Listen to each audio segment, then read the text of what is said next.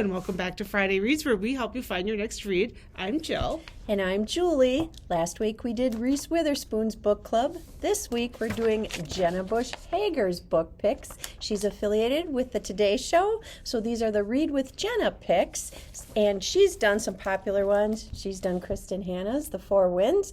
Jill, love that book. But we've picked some other ones that I haven't read yet. So again, these are going to be based on Goodreads and stuff like that for me. So I'll turn it to Jill for her first pick. So the first one is one of my favorite books, The Girl with the Louding Voice by Abi Dar. This was published in 2020. It's the unforgettable, inspiring story of a teenage girl growing up in a rural Nigerian village who longs to get an education so she can find her louding voice and speak up for herself. The Girl with the Louding Voice is simultaneously heartbreaking and triumphant tale about the power of fighting for your dreams. Despite the seemingly insurmountable obstacles in her path, Aduni never loses sight of her goal of escaping the life of poverty she was born into so she can build her future she chooses for herself and help other girls like her do the same. What Jenna said about this book is her spirited determination to find joy and hope in even the most difficult circumstances imaginable will break your heart and then put it back together again. Even as Aduni shows how one courageous girl can inspire us all to reach for our dreams and maybe even change the world. So, The Girl with the Louding Voice. My first pick is Memphis by Tara Stringfellow. This was published this year, and it has a 4.16 rating on Goodreads. It's a spellbinding debut novel tracing 3 generations of a Southern black family and one daughter's discovery that she has the power to change her family's legacy. In the summer of 1995, 10-year-old Joan, her mother, and her younger sister flee her father's violence, seeking refuge at her mother's ancestral home in Memphis. Half a century ago, Joan's grandfather built this majestic house in the historic black neighborhood of Douglas, only to be lynched days after becoming the first black detective down in Memphis. This wasn't the first time violence altered the course of Joan's family's trajectory, and she knows it won't be the last. Longing to become an artist, Joan pours her rage and grief into sketching portraits of the women of North Memphis, including their neighbor, Miss Dawn, who seems to know something about curses. Unfolding over 70 years through a chorus of voices, this book weaves back and forth in time to show how the past and future are forever intertwined. It's only when Joan comes to see herself as a continuation of a long tradition and the women in her family as her guides to healing that she understands that her life does not have to be defined by vengeance, that the sole weapon she needs is her paintbrush. Jenna Bush Hager said, "This debut novel is a magnificent, engaging book about how love, trauma, and sacrifice are passed down through 3 generations of black women. While the women endure deep loss, racism, and abuse, they also find healing in friendship, community, and forgiveness." So check out Memphis, published this year. Oh. My next one is White Ivy by Susie Yang. This was, I don't know when it was published. Ivy Lynn is a thief and a liar, but you'll never know it by looking at her. Raised outside of Boston, Ivy's immigrant grandmother relies on Ivy's mild appearance for cover as she teaches her granddaughter how to pilfer items from yard sales and secondhand shops. Thieving allows Ivy to accumulate the trappings of a suburban teen, and most importantly, to attract the attention of Gideon Spire, a golden boy of a wealthy political family. But when Ivy's mother discovers her trespasses, punishment is swift, and Ivy is sent to China, and her dream instantly evaporates. Years later, Ivy has grown into a poised yet restless young woman, haunted by her conflicting feelings about her upbringing and her family. Back in Boston, when Ivy bumps into Sylvia Spire, Gideon's sister, a reconnection with Gideon seems not only inevitable, it feels like fate. Slowly, Ivy sinks her claws into Gideon and the entire Spire clan by attending fancy dinners and weekend getaways at the Cape. But just as Ivy is about to have everything she's ever wanted, a ghost from her past resurfaces, threatening the nearly perfect life she's worked so hard to build. Filled with surprising twists and offering sharp insights into the immigrant experience, White Ivy is both a love triangle and a coming-of-age story, as well as a glimpse into the dark side of a woman who yearns success at any cost. What Jenna said is White Ivy is juicy and fun read with a shocking twist. It's a coming-of-age novel that will lead to conversations about otherness and ambition. So, yeah, White Ivy. My second pick's also a new book. This came out in June of this year, and this is The Measure by Nikki Ehrlich, and it's got a 4.12 rating on Goodreads. 8 ordinary people, 1 extraordinary choice. It seems like any other day. You wake up, pour a cup of coffee, and you head out. But today, when you open your front door, waiting for you is a small wooden box. This box holds your fate inside, the answer to the exact number of years you will live. From suburban doorsteps to desert tents, every person on every continent receives the same box. In an instant, the world is thrust into a collective frenzy. Where did these boxes come from? What do they mean? Is there truth to what they promise? As society comes together and pulls apart, everyone faces the same shocking choice.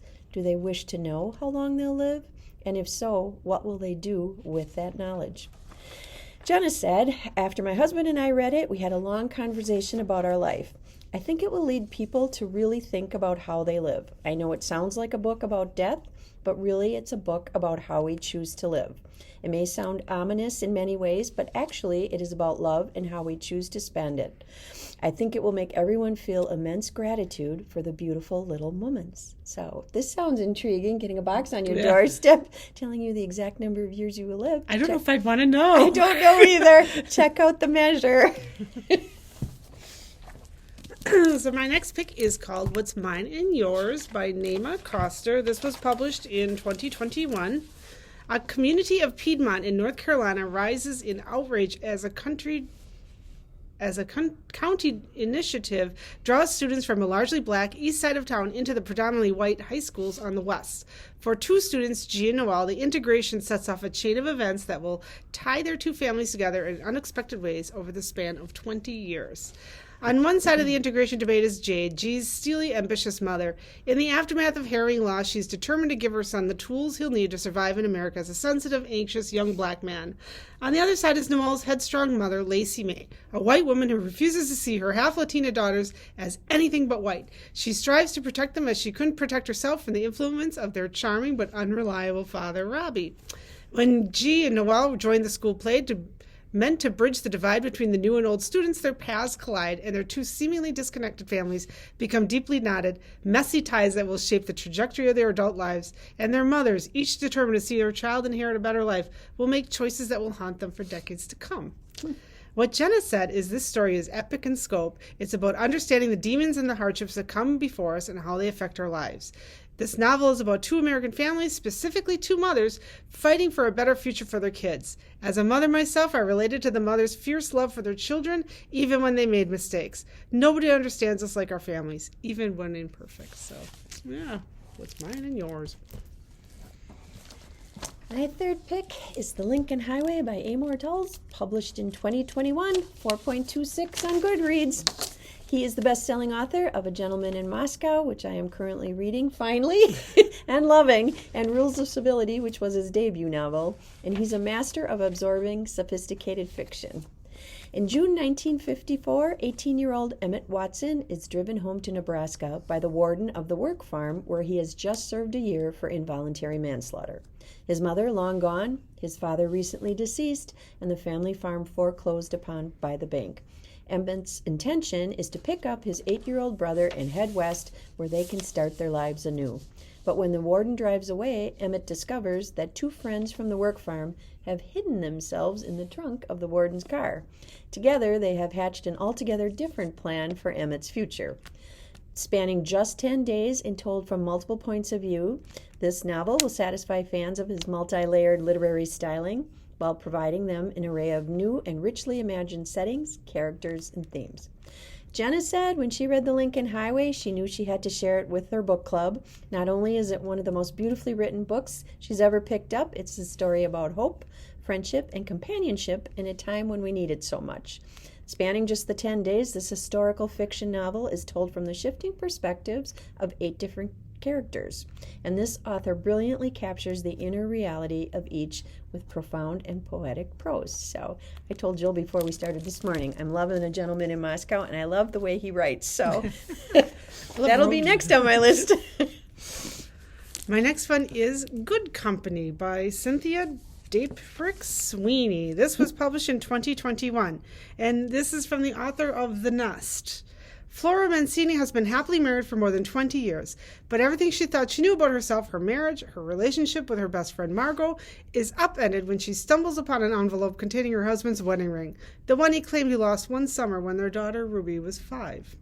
Flora and Julian struggled for years, scraping together just enough acting work to raise Ruby in Manhattan and keep Julian's small theater company, Good Company, afloat. A move to Los Angeles brought their first real career successes, a chance to breathe easier, and a reunion with Margot, now a bona fide television star. But has their new life been built on lies? What happened that summer all those years ago? And what happens now? So what Jenna said about this is, I was captivated by the way the author writes intimately about human connection, including the ties between mothers and daughters, husbands and wives, and friends. The story begins when 20 years into her happy marriage, Flora discovers an envelope containing the wedding ring her husband claimed to have lost. It's in some ways a coming-of-age book for a woman who is about to become an empty nester. We will always evolve and change. Watching the character do that will feel very relatable for a lot of different women. So, yeah, Good Company. Fourth pick is Great Circle by Maggie Shipstead, published last year in 2021. 4.14 on Goodreads. These books had great Goodreads ratings. Spanning Prohibition-era Montana, the Pacific Northwest, Alaska, New Zealand, wartime London, and modern-day LA, this book tells the unforgettable story of a daredevil female aviator determined to chart her own course in life at any cost. After being rescued as infants from a sinking ocean liner in 1914, Marion and Jamie Graves are raised by their uncle in Missoula, Montana. There, after encountering a pair of barnstorming pilots passing through town in beat-up biplanes, Marion commences her lifelong love affair with flight. At 14, she drops out of school and finds an unexpected and dangerous patron in a wealthy bootlegger who provides a plane and subsidizes her lessons, an arrangement that will haunt her for the rest of her life, even as it allows her to fulfill her destiny. A century later, Hadley Baxter is cast to play Marion in a film that centers on Marion's disappearance in Antarctica. Vibrant, canny, disgusted with the claustrophobia of Hollywood, Hadley Baxter is eager to redefine herself after a romantic film franchise has imprisoned her in the grip of cult celebrity. Her immersion into the character of Marion unfolds thrillingly alongside Marion's own story, as the two women's fates and their hunger for self-determination in vastly different geographies and times begin to collide. Epic and emotional, meticulously researched and gloriously told was how this book was described. It's a monumental work of art, a tremendous leap forward for this gifted author. Jenna said, now more than ever, I love reading about women who chart their own courses. As a mom of 2 little girls and a young boy, I believe it's important to highlight fictional and non-fictional stories of fierce, independent women who don't conform to what society says we need to be. So check out Great Circle. My last pick for today is Hell of a Book by Jason Mott. I think he was at the book festival last year. I remember somebody reading this book and as part of the festival, and I wanted to read it. It's on my list. In A Hell of a Book, African-American author sets out a cross-country book tour to promote his best-selling novel. That storyline drives Jason Mott's novel and is a scaffolding of something much larger and more urgent, since his novel also tells the story of Soot, a young black boy living in a rural town in the recent past, and the Kid, a possibly imaginary child who appears to be the author on this tour. Throughout these characters, stories build and build. As they converge, they astonish. For a while, this heartbreaking and magical book entertains, is once about family, love, parents, children, art, and money. There's always a tragic story of police shooting play over and over on the news. Who has been killed? Who's the kid? Will the author finish his book tour? And what kind of world will he leave behind? Unforgettably powerful and electrically high wire act, ideal for book clubs. And Book Mott says he has been writing in his head for 10 years. Hell of a Book, in its final twist, truly becomes its title. And what Jenna said is, it is a story of love and family. It is powerful, poignant, beautiful, and what makes me so excited is I cannot wait to be part of these conversations. It's a story of race, family, love, and justice. It's original, and Jason Mott is a talent. So, hell of a book. And for my last pick, I picked a nonfiction pick, and this is Here for It, or How to Save Your Soul in America, essays by R. Eric Thomas, published in 2020. Also above 4 on Goodreads, got a 4.05. So R. Eric Thomas didn't know he was different until the world told him so. Everywhere he went, whether it was his rich, mostly white suburban high school, his conservative black church, or his Ivy League college in a big city, he always found himself on the outside looking in.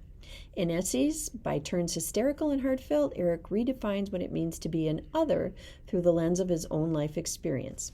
He explores the two worlds of his childhood, the barren urban landscape where his parents' house was an anomalous bright spot, and the verdant school they sent him to in white suburbia.